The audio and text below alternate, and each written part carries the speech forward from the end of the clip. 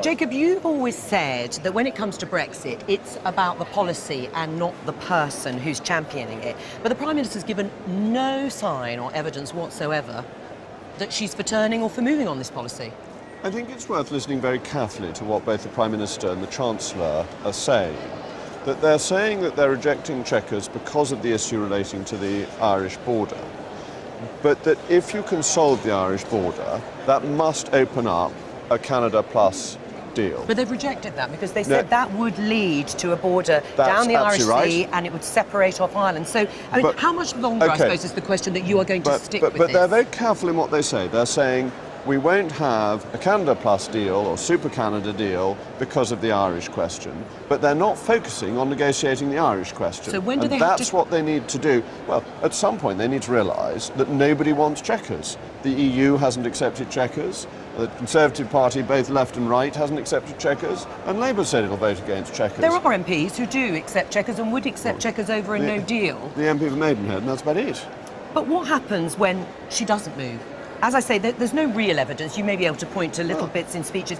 If she doesn't move, when does she become the problem and not the policy? The alternative that she has set out is that if people don't accept Chequers, we will leave without a deal. Leaving on world trade terms is not something that I'm frightened of. So I'm quite happy with that alternative that the Prime Minister is offering. So you're happy for her to stay? You wouldn't rather somebody who is a full-blooded Brexiteer leading this? Well, when we had the leadership campaign, I backed full-blooded Brexiteers. Full-blooded Brexiteers didn't win.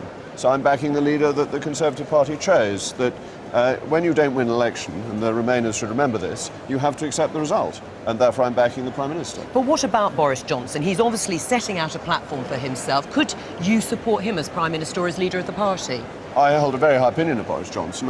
When you ask me the future question, I can refer you to the past, because I did support Boris Johnson for the leadership of the party in 2016. So I obviously thought then that he was of the right calibre to be Prime Minister. And would you be better at leading these negotiations? There is no vacancy. The Prime Minister is leading these negotiations and I am supporting her.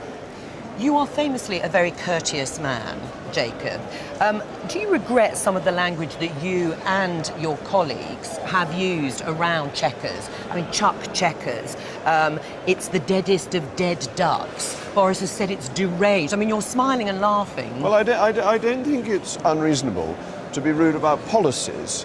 I think we're allowed to attack policies and say that they are bad and that the deader dead duck Chequers is the better because it isn't leaving the European Union.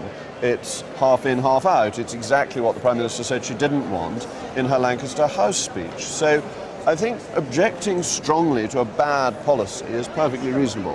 What I think is best avoided are attacks on fellow Conservatives. But Philip Hammond has described Boris Johnson, a man you said would be and could be good at Brexit negotiations if there were a vacancy, as someone who's incapable of dealing with grown-ups, has no grasp of detail. Look, I've just said I don't want to attack individual Conservatives, so I'm not going to take a pot shot at Philip Hammond for what he said about somebody else. I do think that politics is best conducted when people don't attack individuals within their own party. Right, but Boris Johnson has attacked the Prime Minister. I mean, in his article, his opus at the weekend, he said that the government was invertebrate and that the policy, admittedly, this is the policy and not her, is deranged. But you get the sense of what he means, that she's incapable of leading these negotiations because she's not a proper Brexiteer. No, I think you're drawing an implication that isn't necessarily there. He did say she's not a real Brexiteer. He supported Brexit, she supported Remain. I think that is true.